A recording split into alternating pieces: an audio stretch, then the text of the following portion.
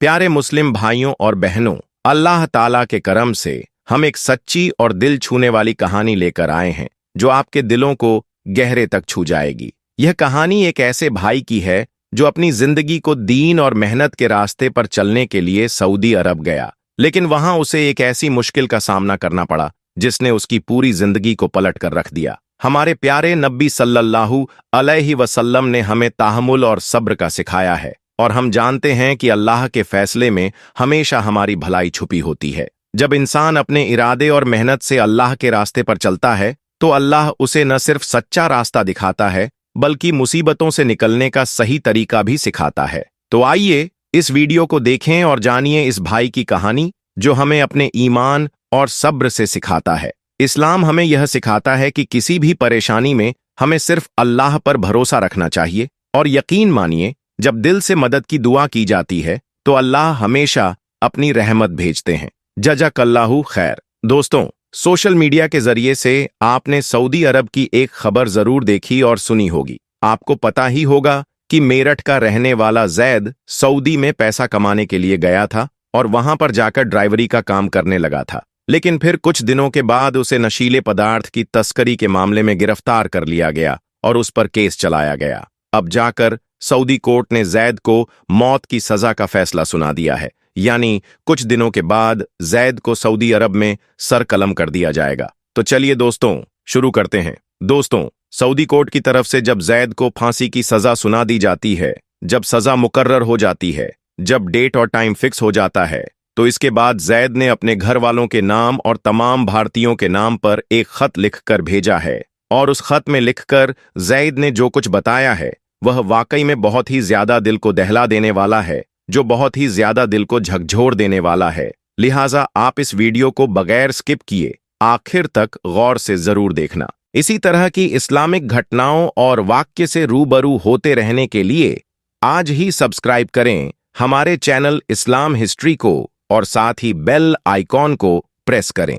दोस्तों, जैद ने अपने खत में लिखा कि मेरा नाम जैद जुनैद है। आज सऊदी अरब के जैदा शहर में मेरी मौत की तारीख फिक्स हो गई है। मेरे बारे में तो आप सब लोग जानते ही होंगे, लेकिन मैं आपको बता दूं कि मेरे बारे में आपको जो कुछ भी बताया गया है वह सब गलत जानकारी है, यानी कि मेरे बारे में आपको गलत इंफॉर्मेशन दी गई है। आज मैं आपको अपनी पूरी सच्चाई बताना चाहता हूं कि उस दिन यानी 15 जनवरी 2023 के दिन आखिर मेरे साथ में क्या हुआ था, सऊदी पुलिस ने मुझे क्यों गिरफ्तार किया था और फिर मुझे किस तरह से वहां पर फंसाया गया। जानकर यकीनन आपकी आंखों में भी आंसू आ जाएंगे। दोस्तों, जैद जुनैद कहता है कि मैं उत्तर प्रदेश के मेरठ जिले के रसोड गांव से हूं। मेरे परिवार में मेरी मां, मेरे वालिद साहब जिनका नाम मोहम्मद जुबैर है, मेरी बीवी रिहाना और मेरे 2 छोटे छोटे बच्चे हैं। हम 7 भाई और 2 बहनें हैं, और मैं अपने भाइयों में दूसरे नंबर का बड़ा भाई हूं। मेरी उम्र 36 साल है। मेरे 2 भाई पहले से सऊदी अरब में ड्राइवरी का काम किया करते थे और एक छोटा भाई पुलिस की तैयारी कर रहा था। फिर जब मेरी शादी हो गई और 2 बच्चे हो गए तो मेरा भी सऊदी अरब में जाने का मन हुआ, इसलिए मैंने अपने भाइयों से कहकर अपना सऊदी अरब का वीजा मंगवा लिया था। यह 2018 की बात है। फिर मेरा मेडिकल भी हो गया और सऊदी अरब का वीजा भी लग गया। मेरा वीजा एजे ड्राइवर ट्रांसपोर्ट कंपनी में लगा, जिसका नाम अल साली मोहम्मद था। उसमें 25,000 तनख्वाह की एवज में मैं नौकरी करने लगा। शुरू में तो सब कुछ अच्छा चला, लेकिन फिर इस तनख्वाह से गुजारा कर पाना मेरे लिए काफी मुश्किल होने लगा था। इसीलिए मैंने उस ट्रांसपोर्ट कंपनी से रिजाइन दे दिया और दूसरी कंपनी में जाकर शिफ्ट हो गया, जिसका नाम एल जफर कंपनी था। अब मुझे उस कंपनी में अच्छी सैलरी मिलने लगी थी और ओवर टाइम के साथ साथ कभी कभी मुझे टिप भी मिल जाया करता था। अब मैं उस कंपनी में बहुत ज्यादा खुश था। जब मैंने अपने घर वालों को इस नई कंपनी और तनख्वाह के बारे में बताया तो वे भी बहुत खुश हुए। सऊदी अरब में मेरे लिए सब कुछ अच्छा चल रहा था, लेकिन शायद मेरी किस्मत में कुछ और ही लिखा था। एक दिन मेरी गाड़ी का एक्सीडेंट हो गया, और वह एक्सीडेंट इतना भयंकर था कि मेरी गाड़ी पूरी तरह से डैमेज हो गई, लेकिन अल्लाह का शुक्र है कि मैं उस एक्सीडेंट में बच गया। फिर जब मेरे मालिक को इस बारे में पता चला तो उसने मुझ पर बहुत गुस्सा किया और मुझ पर केस भी कर दिया। मुझे अपनी गाड़ी का हर्जाना भरने को कहा, और वह हर्जाना मेरे लिए इतना बड़ा था कि अगर मैं जिंदगी भर भी उसके यहाँ पर काम करता तब भी मैं उसकी गाड़ी का वह हर्जाना नहीं भर पाता। इसलिए अब मैं वहां पर बहुत ज्यादा टेंशन में आ गया था, क्योंकि अब मेरे पास कोई और रास्ता नहीं बचा था। खैर, इसके बाद एक दिन मौका देखकर उस कंपनी को छोड़कर मैं वहां से भाग गया और एक दूसरी जगह पर जाकर रहने लगा। वहां पर रहते रहते मेरा एक दोस्त बन गया जो पाकिस्तान से था। फिर उसने एक दिन मेरी मुलाकात एक लोकल पुलिस वाले से करवाई, जिसे मैंने अपनी पूरी आपबीती बता दी। मेरी बातें सुनकर वह पुलिस वाला मुझे तसल्ली देते हुए कहने लगा, तुम फिक्र मत करो, मैं तुम्हारा केस रफा दफा करवा दूंगा। इसके बाद उस पुलिस वाले ने मुझे खाना खिलाया और फिर मुझे कुछ पैसे भी दिए। वह सऊदी पुलिस वाला मेरे लिए एक फरिश्ता बनकर आया था। अब मुझे लगने लगा था कि शायद अब सब कुछ ठीक हो जाएगा। खैर, इसके बाद उस सऊदी पुलिस वाले ने मुझे ड्राइवरी की नौकरी पर रख लिया। अब मुझे उसके बारे में कुछ भी मालूम नहीं था, सिवाय इसके कि वह एक पुलिस वाला है। फिर वह मुझे कई बार अपने घर भी लेकर गया और मुझे खाना वगैरह भी खिलाया। अब मुझे उसके पास काम करते करते करीब 1 साल हो गया था। वहां पर ज्यादातर मेरा एक ही काम था। वह मुझे कुछ बैग देता था और मुझे उन्हें डिलीवर करना होता था। अब उन बैग्स में क्या होता था यह मुझे नहीं मालूम होता था। बस मुझे इसके बदले में अच्छे खासे पैसे मिलते थे, इसलिए मैं खुशी खुशी से यह काम करता जा रहा था। इसके अलावा मेरे लिए यह काम करना जरूरी भी था, क्योंकि मेरे सर पर एक सऊदी अधिकारी का साया था, यानी कि मैं उस सऊदी पुलिस वाले की वजह से बचा हुआ था। हालांकि मुझे कई बार उस पुलिस वाले पर शक भी हुआ था और मैंने सोचा भी था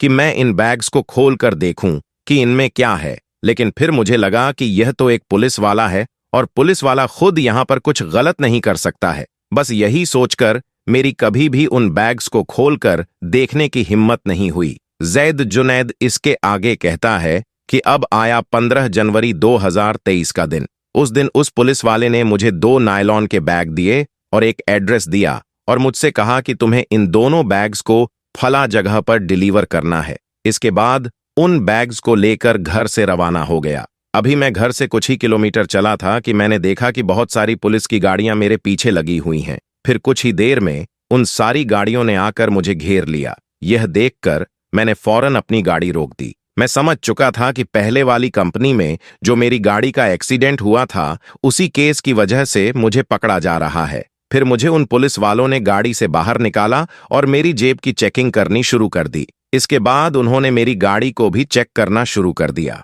अब पीछे वाली सीट पर वह बैग रखी हुई थी, जिसे खोलकर वह देखने लगे। जैसे ही उन्होंने बैग को खोला तो उन्हें कपड़ों के बीच में कुछ पैकेट मिले, जिनमें सफेद कलर का कुछ पाउडर जैसा था। इसे देखकर पुलिस वालों ने मुझसे पूछा, क्या तुम नशीला पदार्थ सप्लाई करते हो? इतना सुनते ही मैं हक्का बक्का रह गया। मेरे पैरों तले से जमीन खिसक गई। मैं थर थर कांपने लगा था। मुझे कुछ भी समझ नहीं आ रहा था कि ये लोग मुझसे क्या कह रहे हैं। लेकिन फिर मुझे सब कुछ समझ में आ गया कि उस पुलिस वाले ने मेरी इतनी ज्यादा मदद क्यों की थी। वह मेरे लिए कोई फरिश्ता नहीं, बल्कि मौत बनकर आया था। फिर मैंने उन पुलिस वालों को बताया कि इसमें मेरी कोई गलती नहीं है, मैं तो ड्राइवरी का काम करता हूं।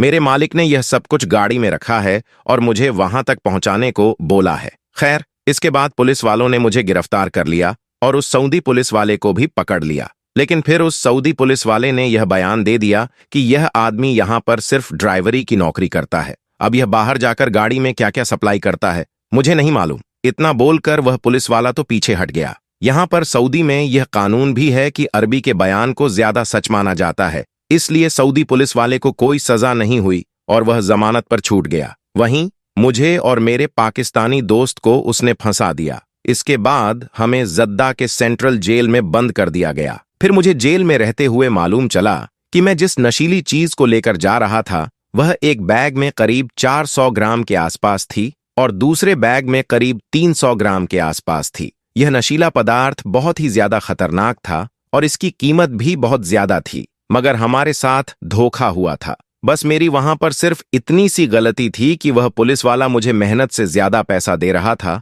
तो मैं समझ नहीं सका। मैंने कभी यह क्यों नहीं सोचा कि वह मुझे इतना ज्यादा पैसा क्यों दे रहा है। बस पैसों के लिए मैंने उसका हर तरह का काम किया। यही मेरी सबसे बड़ी गलती हो गई। दोस्तों, जैद जुनैद कहता है कि फिर हमारा केस चलता रहा और कुछ दिन पहले 3 दिसंबर 2024 को हमें मौत की सजा सुना दी गई। मौत की सजा सुनकर मैं कांपने लगा। मैं अपने कदम भी जमीन पर नहीं रख पा रहा था। इसके बाद यहां से मेरे घर वालों के नाम एक लेटर भेजा गया, जिसमें बताया गया कि आपके बेटे को सऊदी अरब में नशीली चीज की तस्करी के मामले में मौत की सजा सुनाई गई है। अब अगर आप चाहें तो जल्द से जल्द नई दिल्ली में मौजूद सऊदी शाही दूतावास में जाकर किंग सलमान बिन अब्दुल अजीज के नाम पर दया याचिका कर सकते हैं। लेटर को पढ़कर मेरे घर वालों की हालत बहुत खराब हो गई। उन सब का रो रो कर बुरा हाल होने लगा। अब मैं यह खत आप सब भारतीयों के नाम लिख रहा हूं और आपको बता रहा हूं कि आप हमेशा याद रखना, आप भले ही कम कमाएं,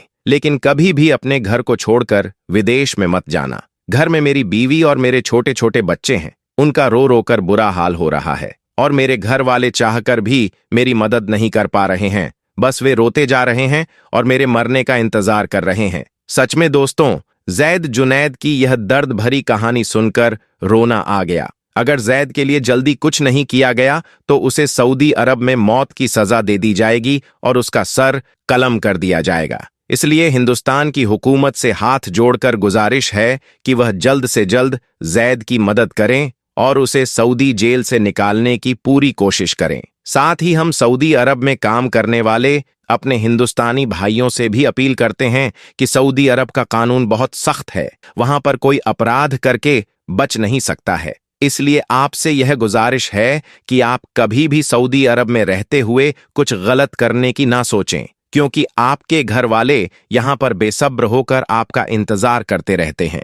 आप उनका जरूर ख्याल रखें। आखिर में हम सभी प्यारे मुस्लिम भाइयों और बहनों से यही दुआ करते हैं कि अल्लाह ताला अपनी असीम दया और करम से सऊदी अरब में हमारे भाई जैद जुनैद की गैब से मदद फरमाए। अल्लाह ताला उसे अपनी रहमत और सुरक्षा के घेरे में रखे और उसे हर मुश्किल से निजात दे ताकि वह सही सलामत अपने घर वापस लौटे। हमें यकीन है कि अल्लाह की इबादत और तौबा से हर मुश्किल का हल मिलता है। हम अल्लाह ताला से दुआ करते हैं कि वह जैद जुनैद को अपनी विशेष बारकत और हिफाजत से महफूज रखे और उसे हर बुराई और मुसीबत से बचाए। आमीन, अल्लाहुम्मा आमीन। हम आप सभी से गुजारिश करते हैं कि कमेंट बॉक्स में आमीन जरूर लिखें, क्योंकि अल्लाह की रहमत और दुआ कभी भी किसी के लिए भी कबूल हो सकती है। क्या पता हमारी दुआ किसी भाई की मुश्किलें दूर कर दें और जैद जुनैद सही सलामत अपने घर वापस लौट आए। आपका वीडियो देखने के लिए हम दिल से शुक्रगुजार हैं। अल्लाह ताला हमें अपनी इबादत और दुआओं में सच्चाई और नेकियों से भर दे।